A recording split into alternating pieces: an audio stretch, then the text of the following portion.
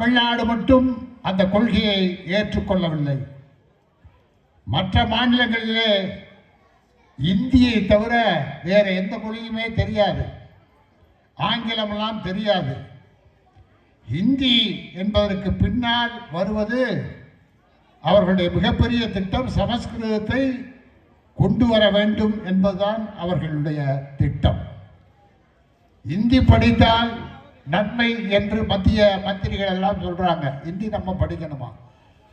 உண்மையிலேயே இந்தியாவில் இருக்க மாநிலத்திலேயே தாய்மொழியான தமிழை நல்லா படிச்சுக்கிட்டு இன்றைக்கு இருக்கின்ற மாணவர்கள், பள்ளி மாணவர்கள், கல்லூரி மாணவர்கள் மற்ற மாநிலத்தில் கிடையாது. ஆனால் மத்திய அமைச்சர்கள் சொல்லுகிறார்கள் இந்தி படித்தால் தான் நன்மை.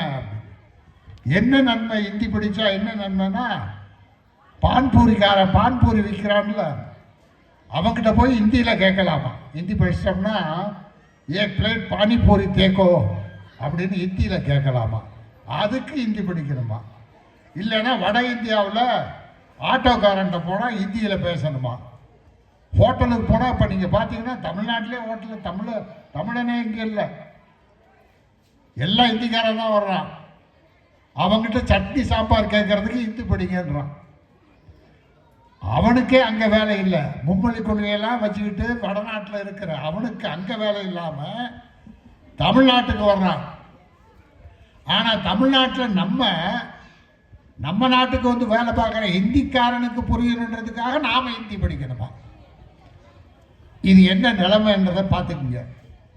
புதிய கல்விக் கொள்கை ஏற்ற மாநிலங்களில் வந்து இந்த மும்மொழியை ஏற்றுக்கொண்ட மாநிலத்திலலாம் ஒருத்தன் கூட படிக்கலை. பீகார், மத்திய பிரதேசம், ராஜஸ்தான், சத்தீஸ்கர், ஜார்க்கண்டு இந்த மாநிலத்திலலாம் ஸ்கூலுக்கு பசங்களே வர்றதில்ல. அதே மாதிரி பார்த்தீங்கன்னா அங்கே இருக்க காலேஜுக்கெல்லாம் பசங்க போய் சேர்றதுக்கு கம்மி. ஏன் தெரியுமா? பள்ளியில் படித்தால் தானே. ஆகவே மும்மொழி கொள்கையை ஏற்றுக்கொண்டால் தான் தமிழ்நாட்டுக்கு நாங்கள் பணம் கொடுப்போம் என்று மத்திய அரசு சொல்லியது, மோடி அரசு. உங்கள் ஊரில் தமிழ்நாட்டில் பிள்ளைங்க நல்லா படிக்கணும்னா 2150 கோடி ரூபா கொடுக்கணும்னா நீங்கள் இந்தியை கற்றுக்கிட்டா தான் கொடுப்போம், இல்லாட்டி கொடுக்க மாட்டோம் என்று. அப்போ தளபதியார் என்ன சொன்னார்?